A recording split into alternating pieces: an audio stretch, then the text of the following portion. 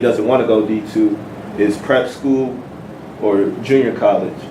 What would you recommend a kid in that situation do if he has a choice between, okay, let me just make these sacrifices and try to go D1, or let me just go D2 to this good D2 school and let me just kill there?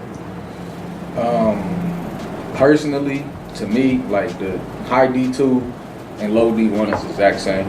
Right. I mean, going to Lehigh versus going to Bellarmine, what's the difference, besides possibly getting an NCAA tournament? But in my opinion, I would do everything I could to go D1 if it's realistic.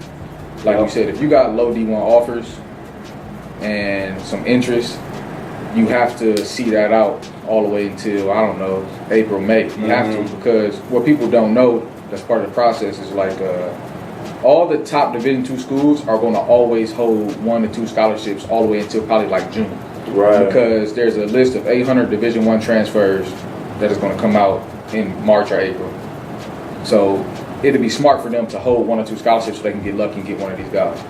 Now each player can only go to one school, so there's going to be schools that, like for example, let's say Bellarmine and Wright State are recruiting the same kid. Like say the kid is transferring from, I don't know, Indiana State. Just throw it out there. This kid might, from his experience, might be like, you know what? I want to go somewhere and play right away because I've done the D1 thing. Even though Wright State could be a better situation, but if I go to Bellarmine, I'm the man. So that kid might go to Bellarmine. So this high school dude who's waiting, he might be getting recruited by both Bellarmine and Wright State. But they just waiting to see what this D1 transfer going to do. So I say wait and hold out for as long as you can if it's realistic, and try to go D1, because if you go D1 when it's time to go pro, it just looks that much better. It's that much easier. Yep. I mean, just being honest. Yep. Just being honest. So, but at the same time, if going to a D1 means you're going to sit on the bench for 3 years, go D2 and be 1,000 point, 1,500 point scorer, be a legend, come out of there and still go pro, and you're going to be fighting with for the same job as a D2 player that those guys from mid-major and down are fighting for. I mean, that's true. Yeah, that's just the truth. So I would say, and personally, hold out and wait. Try to go D1 because it won't hurt. You know what I'm saying? And then when it comes to that point where like you have to make a decision, if you got to go D2, take the high D2. There's nothing wrong with it. It's education, it's basketball. Y'all probably gonna beat some D1s anyway, and you're gonna leave school as a legend with your degree. Yeah. And the way things work nowadays, if you play well, you can transfer back up D1. The way they're doing things now, the game has changed. It's changed. Back when I was coming out, you either went D1 or you went D2. It was that simple. Right. Like that was it. That's a fact. Yeah. And that's just to give my side of things. I definitely agree with you. And back in the day, I used to always think like, I used to even tell kids like when I was in D2, because I went to a really good D2 at Florida Southern coming out of high school. And I used to always tell people, man, just go D2, go D2.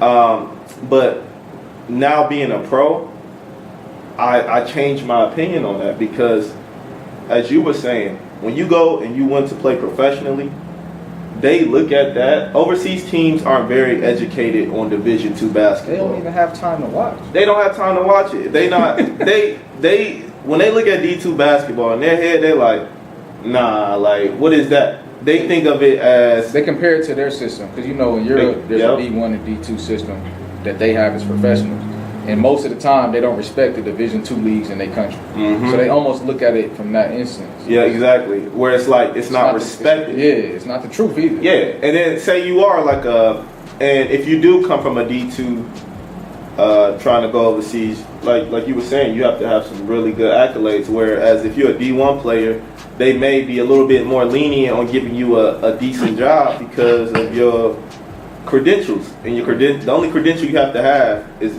I went D1 and I played 20 minutes a game. And you might have a good game against Kentucky. Right. Or you had one game. And you look and they like, oh shoot, we'll take him. And then you got a D2 dude who's a All-American, first team All-American, second team All-American, averaged 27 points a game, took his team to the Elite Eight, and he's in the same conversation as a D1 player who averaged 10. Not even 10 points a game, like 8 points a game, 3 rebounds, 2 assists. Nothing against that D1 player, but it's just like Perception, bro. That's it's all about, you know, this is just straight facts. It's about perception. That's how people overseas perceive it, as if like they want you have to earn it more. You have to fight harder if you're coming from a smaller school. So I say if you want to go pro, try to go D1 as hard as you can. If it's prep schools looking at you, I remember me coming out of school. I don't regret anything I've done, but if I had the choice again, I would have been like, okay, I'll go to prep school for a year and make that sacrifice and try to go D1, because especially if you know you have talent or you're a late bloomer and you know you still growing into your game, give yourself a chance to go D1, because you could probably, at a small D1 and a D2, it's pretty similar. So if you can kill at a small D1 and do your thing, then you have a chance to have NBA dreams. Nowadays,